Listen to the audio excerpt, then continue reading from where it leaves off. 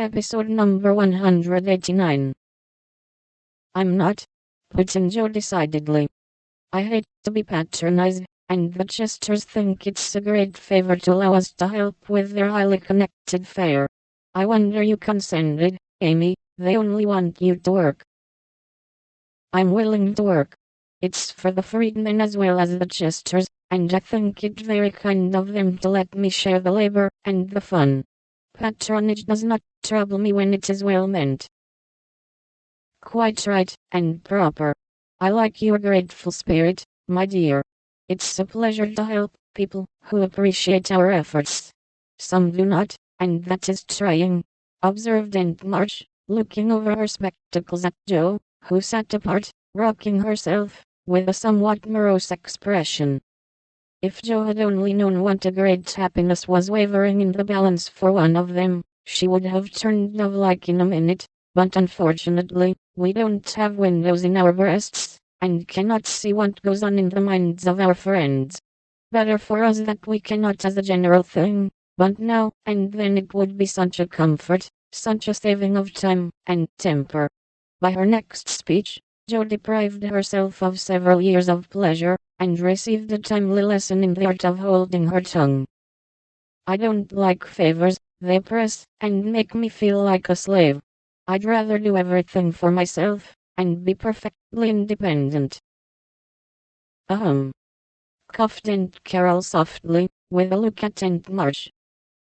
I told you so, said Aunt March, with a decided nod to Aunt Carol. Mercifully unconscious of what she had done, Jo sat with her nose in the air, and a revolutionary aspect, which was anything but inviting. Do you speak French, dear? Asked Mrs. Carroll, laying a hand on Amy's. Pretty well, thanks to Aunt March, who lets Esther talk to me as often as I like, replied Amy, with a grateful look, which caused the old lady to smile affably.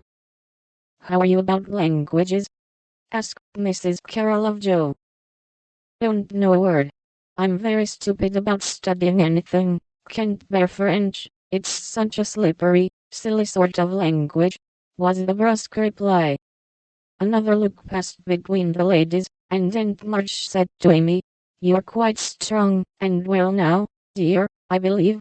Eyes don't trouble you anymore, do they? Not at all, thank you, ma'am. I'm very well, and mean to do great things next winter, so that I may be ready for home, whenever that joyful time arrives. Good girl. You deserve to go, and I'm sure you will someday, said Aunt March, with an approving pat on the head, as Amy picked up her ball for her. Crosspatch, draw the latch, sit by the fire, and spin. Squalled Polly, bending down from his perch on the back of her chair to peep into Jo's face, with such a comic air of impertinent inquiry that it was impossible to help laughing. Most observing bird, said the old lady.